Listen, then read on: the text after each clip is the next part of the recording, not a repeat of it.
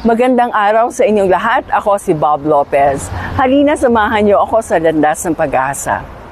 Sa araw na ito, ang ebanghelyo natin ay galing kay San Mateo. At tinanong si Jesus kung ano ba ang pinakamahalaga na utos. At ang sagot niya, una, na mahalin ang Diyos ng buong puso, isip at kaluluwa. At ang pangalawa ay mahalin ang kapwa katulad ng pagmamahal sa sarili. Ako po ay nasa Roma para lumahok sa Jubilee of Digital Missionaries. At doon po natutunan ko po na mahalaga po talaga ang magmahal.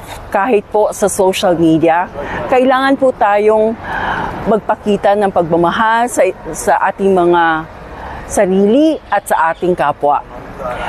Tigilan na po natin ang pagbabash, tigilan na rin po natin ang pagrereklamo, at tigilan na rin po natin ang mga negative na remarks at pagbubuli sa social media. Dahil ito po ay labag sa mga utos ng Panginoon. Kaya po, kahit po sa social media, tayo po ay magmahal ng lubos-lubusan.